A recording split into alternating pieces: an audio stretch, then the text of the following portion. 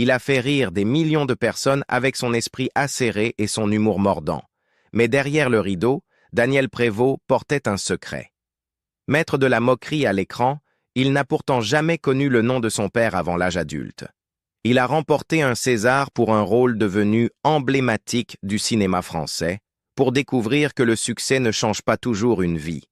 Et tandis que sa carrière prospérait, son cœur s'est brisé un jour dans une chambre d'hôtel à Lille. Voici la véritable histoire, méconnue, de Daniel Prévost. Son éclat, ses fardeaux, et les batailles silencieuses qu'il mène depuis des décennies. Découvrir un père caché et une identité brisée.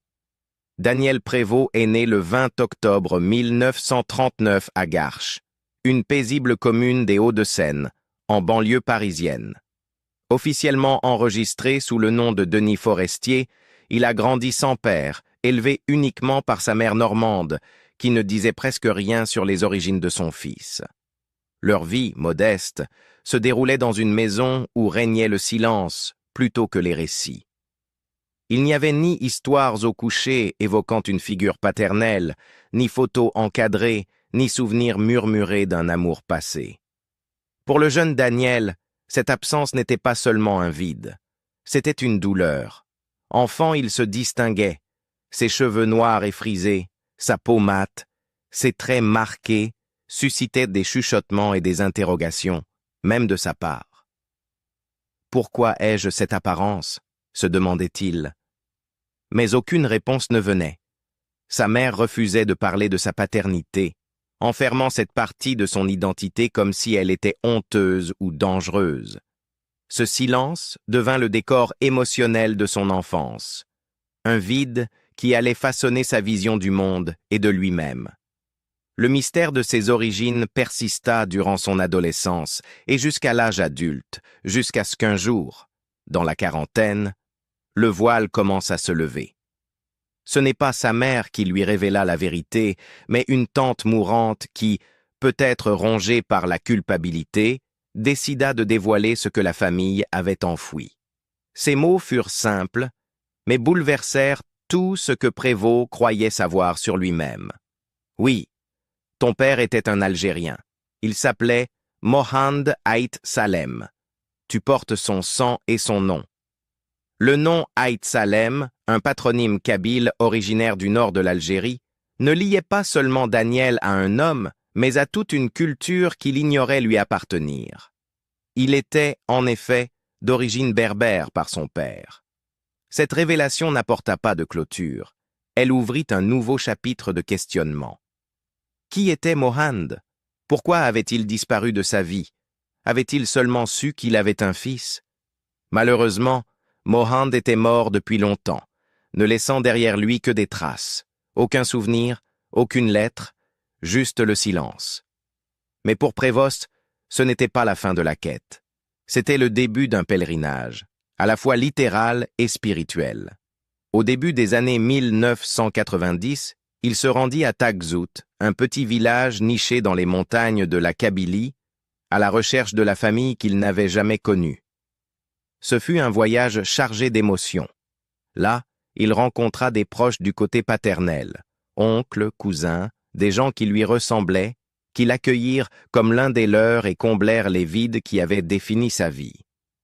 Il marcha dans les rues que son père avait peut-être foulées, entendit la langue qu'on ne lui avait jamais apprise et comprit enfin pourquoi il s'était toujours senti étranger. Ce voyage le transforma. Il lui donna ce qu'il décrivit plus tard comme une sorte de passeport émotionnel. Il accepta enfin ses racines berbères et cessa d'avoir honte de ces différences qui l'avaient marqué dès l'enfance. De retour à Paris, il se mit même à participer à des festivals culturels berbères, revendiquant publiquement un héritage qu'on lui avait longtemps refusé en privé. Ce parcours profondément transformateur était trop important pour rester secret. Ainsi, en 2001, il publia « Le passé sous silence », un mémoire introspectif sur la douleur de grandir dans le vide identitaire paternel et la confrontation silencieuse avec la vérité lorsqu'elle finit par éclore. Le livre fut à la fois une catharsis personnelle et un message aux autres, Vous n'êtes pas seul dans votre quête des origines. Il versa aussi une partie de son expérience dans un roman semi-autobiographique, Coco Belnat, où il retraça, sur un ton plus lyrique, les épreuves d'un garçon nommé Coco, perdu dans son identité et sa solitude. Dans ce récit, la fiction adoucissait le traumatisme, mais la vérité en filigrane restait brute. Utiliser l'humour pour échapper à une enfance solitaire. Pour Daniel Prévost, l'humour n'a jamais été qu'un métier, c'était un moyen de survie.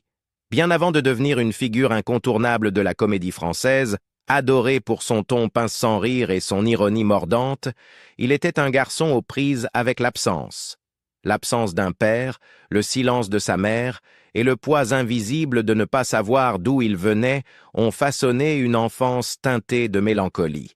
Pour y faire face, il fit ce que font beaucoup d'enfants solitaires. Il fit rire les autres.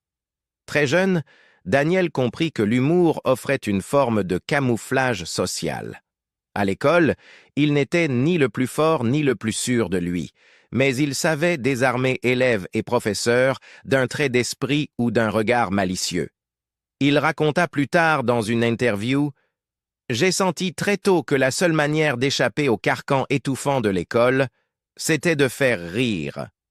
C'était ma seule échappatoire. Et heureusement, j'avais l'instinct et le rythme pour y parvenir. » Son premier choc cinématographique se produisit dans une salle obscure parisienne où sa grand-mère l'emmena voir Jeux interdits, le chef-d'œuvre bouleversant de René Clément sorti en 1952 qui raconte l'histoire de deux enfants confrontés à la mort pendant la Seconde Guerre mondiale. Le film, dévastateur et magnifique, fut pour le jeune Daniel une révélation. Là se trouvait la magie du récit.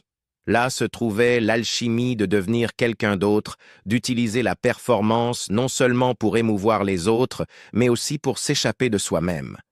Il sortit de la salle non seulement émerveillé, mais déterminé. Il voulait jouer, il voulait habiter d'autres peaux. Au début des années 1960, Daniel Prévost s'inscrivit au Conservatoire national supérieur d'art dramatique. Un choix audacieux pour quelqu'un sans réseau ni origine prestigieuse, mais Prévost montra vite qu'il avait plus que de l'ambition. Il avait du mordant. Ses premières apparitions télévisées vinrent grâce à Jean-Christophe Averty, un réalisateur brillant et iconoclaste, connu pour son œuvre surréaliste et provocante. Avec des émissions comme Les raisins verts et douches écossaises, Averty offrit à Prévost un terrain de jeu idéal pour étirer ses instincts comiques. À la même époque, il apparut dans la série télévisée Les Saintes Chéries, où il joua des rôles secondaires espiègles aux côtés de Micheline Pressle et Daniel Gélin. Il se fit également remarquer dans La caméra invisible, l'équivalent français de Candide Caméra, où ses canulars facétieux sur des passants anonymes révélèrent de son timing impeccable et son improvisation sans peur. Ces rôles, légers en apparence, façonnèrent pourtant la persona Prévost. Rusé, ironique, toujours un pas devant la blague. Mais c'est au milieu des années 1970 que Daniel Prévost connut une véritable percée. Il rejoignit pendant 1 an Le Petit Rapporteur, une émission satirique imaginée par Jacques Martin qui révolutionna l'humour politique et sociétal. L'émission fut un électrochoc culturel, débordant d'ironie et de sketchs audacieux qui se moquèrent de tout, des figures politiques au travers de la vie provinciale. Le moment le plus célèbre de Prévost fut son faux reportage sur Montcuq, un village réel du sud-ouest de la France dont le nom évoque un jeu de mots salace. Le reportage, chargé de sous-entendus et d'absurdités, devint viral bien avant l'ère d'Internet. Si bien qu'en 2006, Montcuq lui rendit hommage en inaugurant une rue du Petit Rapporteur, un rare exemple où la satire redéfinit à jamais l'identité d'un lieu réel. Malgré les rires, la comédie de Prévost portait souvent une noirceur sous-jacente. Ses personnages étaient rarement chaleureux ou naïfs. Ils étaient cyniques, tranchants, froids dans leur précision. Qu'il incarne des bureaucrates, des inspecteurs ou des chroniqueurs narcissiques, Il excellait à dévoiler l'absurdité et la cruauté du comportement humain. Une comédie de l'inconfort, des masques et des contradictions, peut-être pas si différente de celle qu'il portait lui-même. En coulisses, Prévost était introspectif, voire mélancolique. Il avoua un jour que l'écriture était devenue une seconde échappatoire, car certaines choses étaient trop complexes, trop intimes, pour être exprimées par des blagues.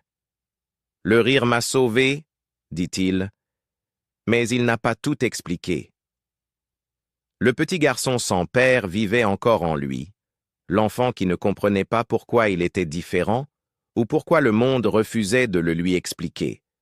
Gagner un César, mais perdre l'élan. En 1998, Daniel Prévost n'était plus un inconnu du public français.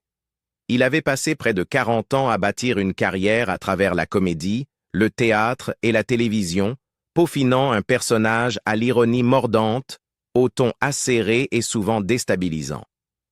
Mais c'est dans Le Dîner de cons de Francis Weber que Prévost atteignit son apogée artistique et obtint enfin la reconnaissance grand public qu'il méritait depuis longtemps. Le rôle de Lucien Cheval, inspecteur des impôts rigide et passif-agressif, semblait écrit sur mesure pour le style sarcastique de Prévost. Grâce à un sens du timing comique chirurgical et un regard capable de transpercer l'arrogance, il devint l'antithèse parfaite du personnage principal maladroit. Cheval était suffisant, bureaucratique, froidement cruel, et pourtant, Prévost le rendit hilarant et inoubliable. Le Dîner de cons fut un triomphe au box-office, attirant plus de 9 millions de spectateurs en France seulement, en faisant l'une des comédies françaises les plus marquantes de la décennie. Lors de la 24e cérémonie des Césars en février 1999, Daniel Prévost reçut le César du meilleur acteur dans un second rôle. Être là, sur cette scène, recevant l'une des plus hautes distinctions du cinéma français, aurait dû marquer un tournant décisif dans sa carrière. Pour beaucoup, le César est un sceau d'approbation de l'industrie, un signal fort pour les réalisateurs et producteurs. Le lauréat est désormais bankable, incontournable, digne des premiers rôles. Tout le monde autour de lui pensait que c'était son ticket en or, mais la suite fut désenchantante. Dans des interviews données des années plus tard, Prévost parla sans détour de ce qui s'était passé ensuite. « Mes amis me disaient, maintenant que tu as un César, tu vas avoir du boulot pour 1 an au moins. » Mais rien n'est venu. Juste un téléfilm, c'est tout. Après ça, plus rien. Le César, au lieu de propulser une nouvelle ère de succès, resta sagement posé sur une étagère, un symbole de reconnaissance sans réels effets. Ce coup d'arrêt en disait long sur la nature de l'industrie. Malgré tout son talent, Prévost ne correspondait pas au moule du premier rôle classique. Il était brillant, certes, mais atypique. Son visage était trop familier, trop associé à l'ironie, trop singulier pour être facilement recyclé. Et il n'était pas du genre à courir après la lumière ou à se réinventer selon les tendances du marché. Il n'a jamais cherché à être charmant ou dans l'air du temps, il est resté, en toutes circonstances, résolument Daniel Prévost. Il affronta la situation avec un détachement surprenant. « Un prix, c'est agréable », déclara-t-il un jour à France Info, mais ça ne change pas la vérité fondamentale. Le métier d'acteur, c'est un service. C'est servir un rôle, servir un texte. Il m'arrive de proposer des choses, mais je n'impose jamais. Une déclaration qui résume bien l'éthique d'un homme qui voyait le jeu non comme une affirmation de soi, mais comme un artisanat. La suite ne fut pas un retrait, mais une persistance discrète. Prévost retourna à ses premières amours. La scène, où il excellait depuis longtemps, autant dans le théâtre classique que contemporain, et la littérature, où il s'exprima à travers la satire comme l'autobiographie. Il continua à apparaître dans des rôles secondaires, au cinéma et à la télévision, apportant souvent profondeur et nuance à des productions autrement oubliables. Sa carrière post-César ne brilla pas davantage. Elle suivit simplement son cours, avec constance et intégrité. En fin de compte, son expérience illustre bien l'illusion de la célébrité. Les applaudissements s'estompent. La caméra passe à autre chose, et les récompenses, aussi prestigieuses soient-elles, n'offrent pas toujours les promesses qu'on y associe.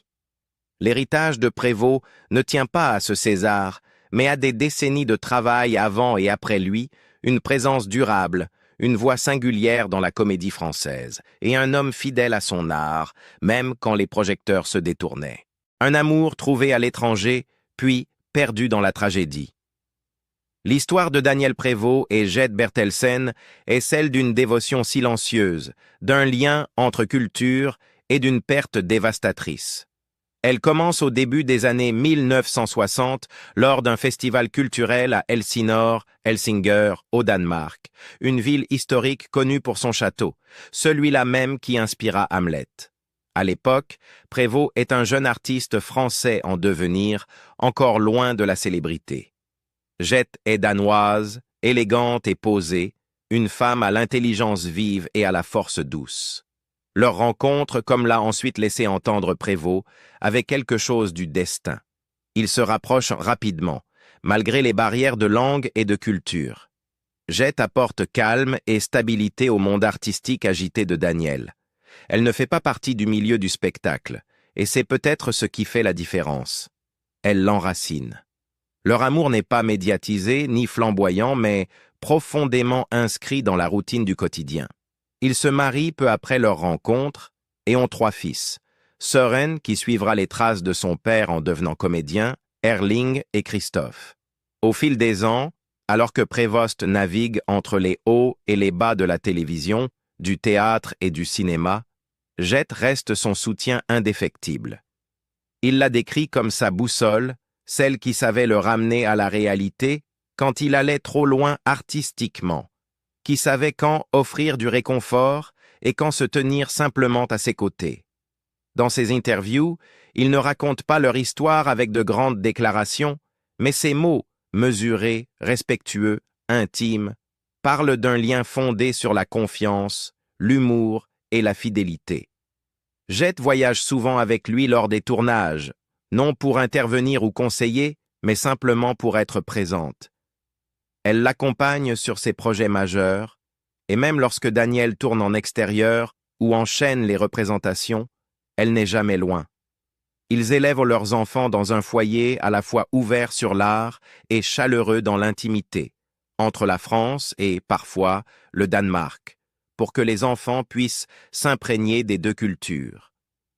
Mais le 19 mars 2007, ce partenariat discret et magnifique prend fin brutalement et tragiquement. Daniel est alors en plein tournage du téléfilm Monsieur Joseph, réalisé par Olivier Langlois, à Lille, dans le nord de la France. Ironie cruelle, l'intrigue du film tourne autour d'un homme soupçonné du meurtre de sa propre épouse, un rôle que Prévost incarne avec une gravité rare. Ce soir-là, dans leur hôtel, l'Ermitage Gantois, un bâtiment du XVe siècle reconverti en résidence de luxe, Jette est retrouvée morte dans la baignoire de leur suite. Elle avait 62 ans. Selon les rapports, c'est un employé de l'hôtel qui a fait la macabre découverte, inquiet de ne pas recevoir de réponse à la porte.